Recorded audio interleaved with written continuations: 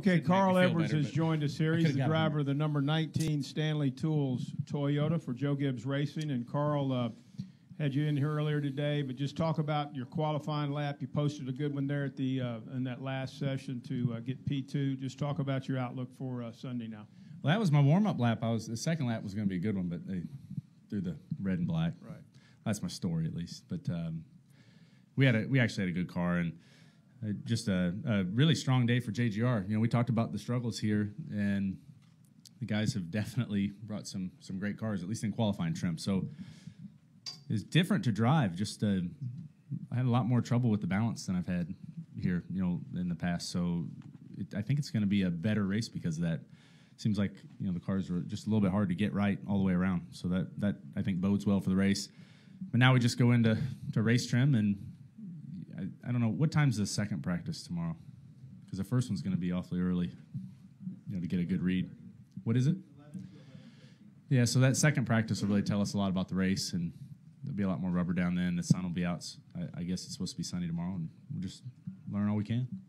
Take a couple questions now for Carl. We'll start right here with Reed and then to go to Lee.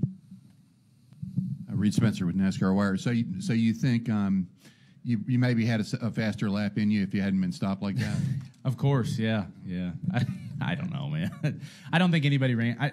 They told me the first lap was the fastest one, so I don't know if anybody ran faster on their second lap. It just was kind of a mess out there. I appreciate NASCAR though giving us some time, you know, making sure they got that right. That was nice.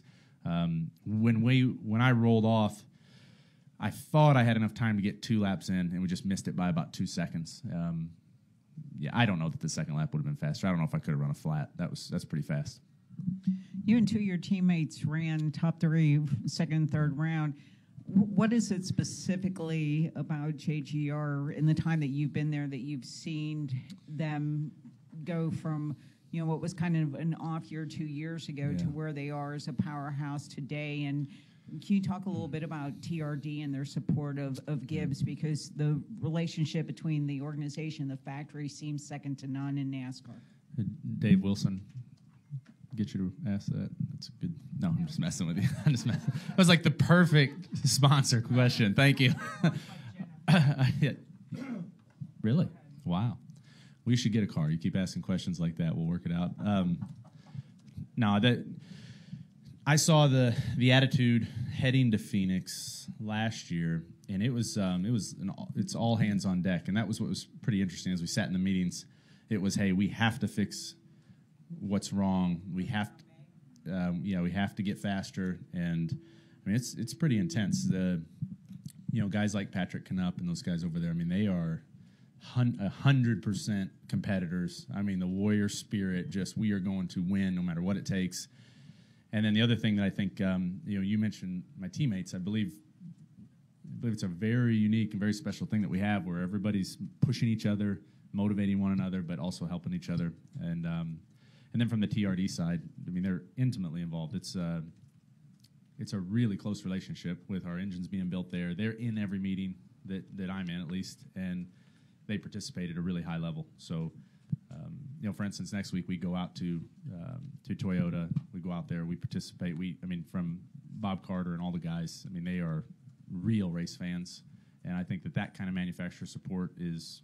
I think it's real special, and it's really cool. I mean, they want to win. So what are you looking for? What kind of Toyota? Final question, Mike Embry. Mike Embry, USA Today. Carl, I'm sure Harvick won't be a slouch on Sunday, but is the fact that he did not do particularly well today create a little more hope that he might not dominate? I don't know. The race is so different from qualifying, and like I said, I think tomorrow after that second practice, you look at 8 laps on, you'll see who's fast, and I think that's going to be this place. For all the reasons we talked about over and over, it's a racy place. I think this package is going to let us pass more. So if you have a fast car, I don't know that your starting position is going to make or break your race. I think that the good cars, because the spoiler's smaller, less of a hole in the air, and because the track seems a little more difficult, rubber's laying down more, I think for those reasons, guys that are fast will go frontwards. I don't know that qualifying's as big as it was last year. Okay, Carl. We'll What do you got, Stan? go ahead, Stan the man. Shout it out. Carl, I really want to know, is there anything at all in qualifying, I know it's a rare moment, that you learned today that had you looking very much forward? Well, there's a couple things. I noticed there were some spots on the track that gave me more trouble than they normally do. And so, a lot of times you go to qualifying trim and it kind of amplifies problem spots. And I think that I'm guessing everybody's sitting in the garage right now saying, hey, I had trouble here, here, and here. And those things will carry over to race trim. And sometimes when you're going faster in qualifying trim, they just get bigger. So you get to see those problems. Yep. Thank you, Carl, and good luck this weekend. All right. Thanks, guys.